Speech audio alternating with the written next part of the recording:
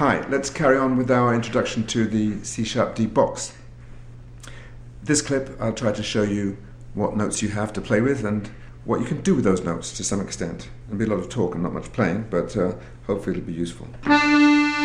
Now, C-sharp D, we have a diatonic row of D, D major. We have C-sharp major here.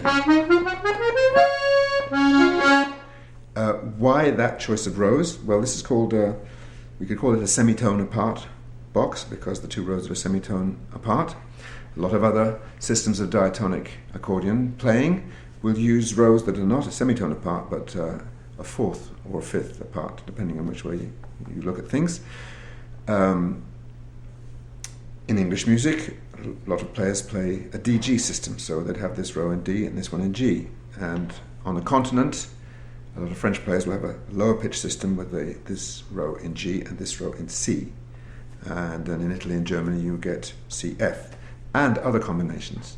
But in each case, because the rows are a fourth or a fifth apart, the scales are actually quite similar, whereas D and C sharp are very dissimilar in the notes that they use.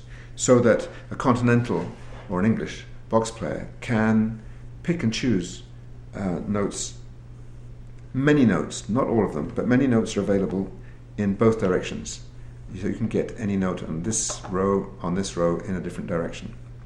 And that makes for a great ease of playing very in the home keys of the instrument, very smooth and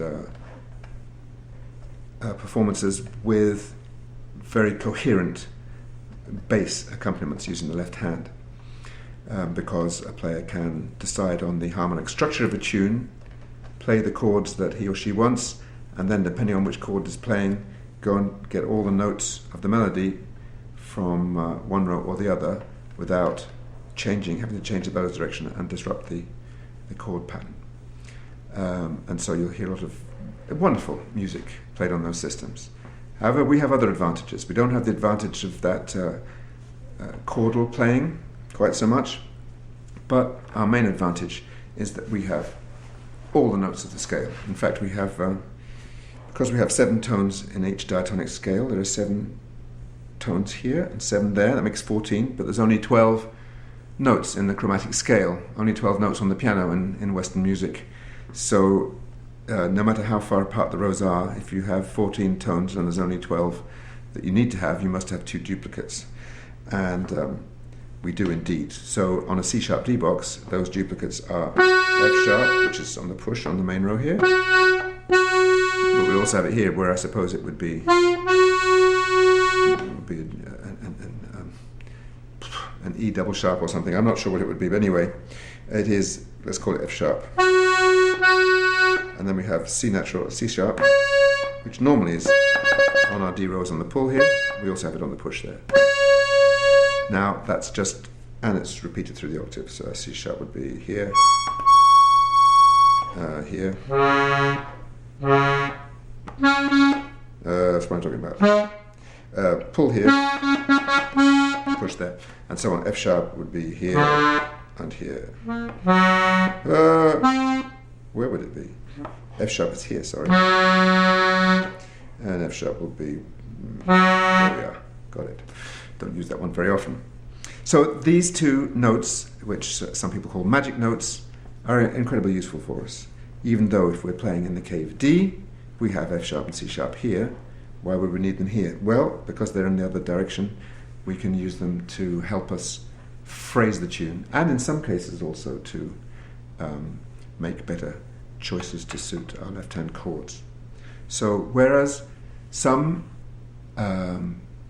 teachers or players would recommend you, on taking up the C-sharp D accordion, to just get used to playing up and down the main row, and maybe when you've got used to that, then you can go exploring other possibilities on the outside row.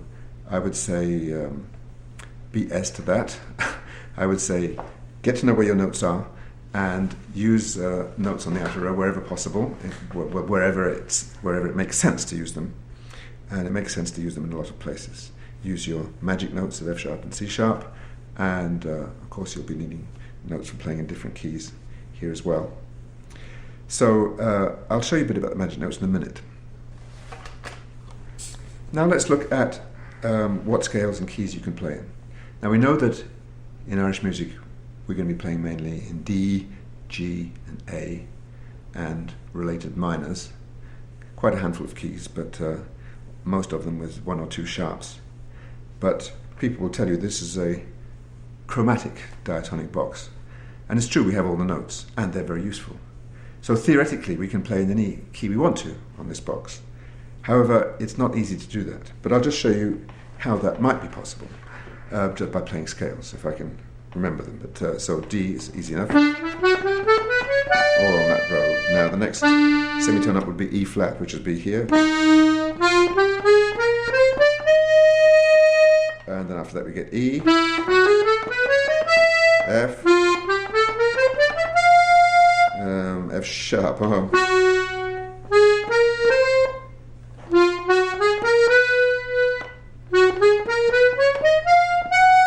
Yes, managed it. G, G sharp. Whoops.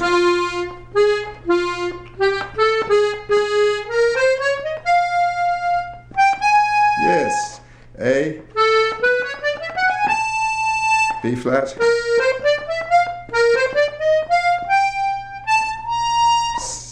B, C, C sharp, and D. So it is possible to play all the notes of all the scales. However, if you're some kind of genius or unusually talented, you can aspire to play in any key, and there are a few exceptional players of Irish music who seem to be able to do that at will.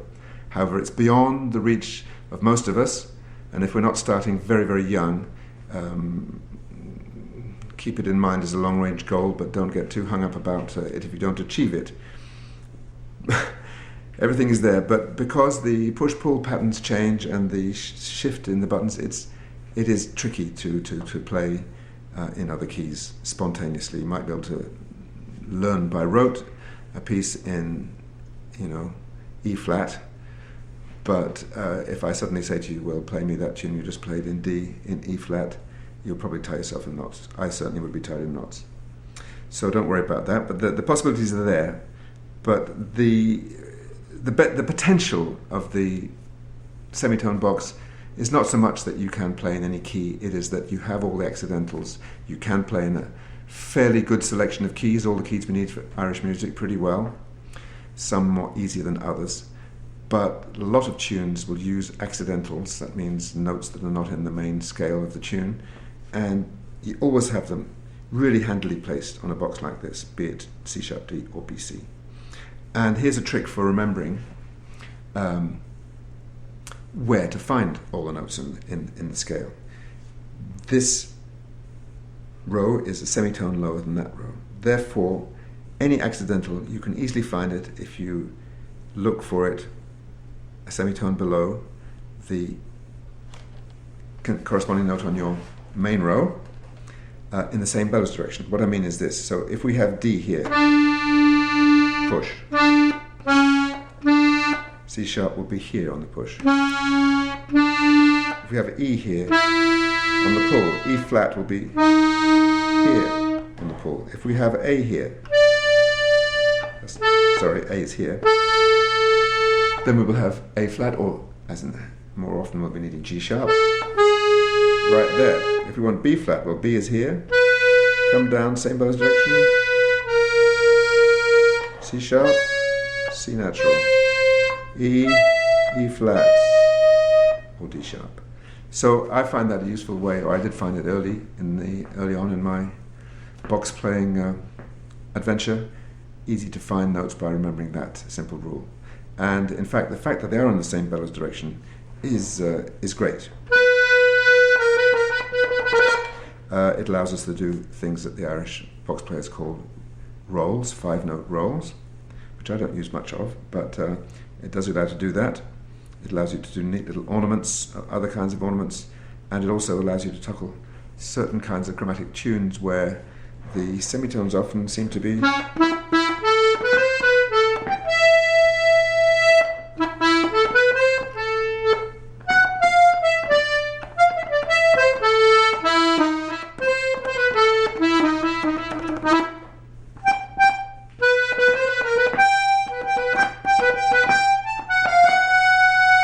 Those the semitone dips are often, and the fact that the semitone is there in the same bow's direction makes it easy to play. Anyway, I'm digressing somewhat. But there, I've given you an introduction to all the notes, all the scales, and the existence of what we call magic notes. Just now I said magic notes are incredibly useful. Let's look at how they might be useful. We're playing in D major, right? So we have our C sharp and our F sharp here.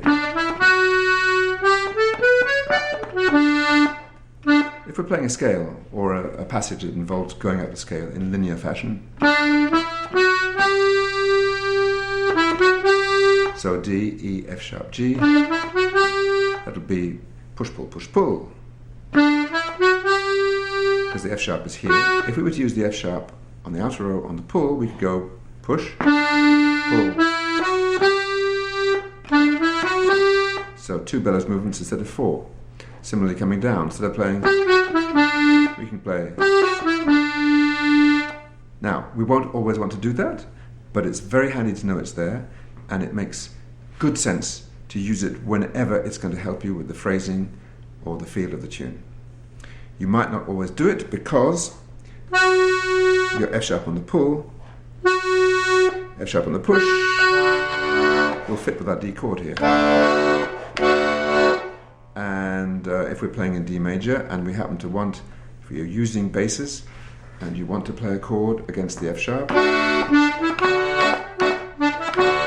then you'll want to use it on the D the main row, because you can't play F sharp here and have a D chord. It doesn't work. However, another key that we often play in, or a chord that we often use, is B minor. And that has the note of F sharp in it as well. If you wanted to play a tune in B minor, or a chord of B minor, and use the F sharp, then we would definitely use our outer row F sharp. Similarly, the C sharp here, playing in D, it's perhaps not used quite as much, this particular magic note, but it does come in very handy for certain phrases. For example, this little melodic motif here sounds something like a song from Andrea Bocelli, but in fact it's a motif that comes up quite a lot in Irish tunes. D, C sharp, A, very often. And that you can get all on the pull, or push rather, instead of having to play push, pull, push, if we were using the main row C sharp. And there'd be tunes like there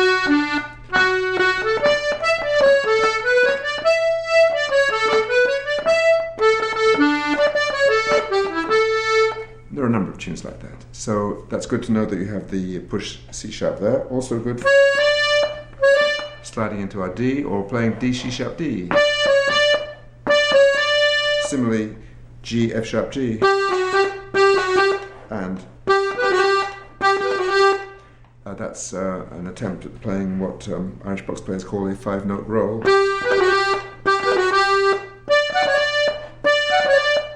And for that, to execute that properly, the semitone on the outer row comes in extremely handy. So use your magic notes. All right? Got that?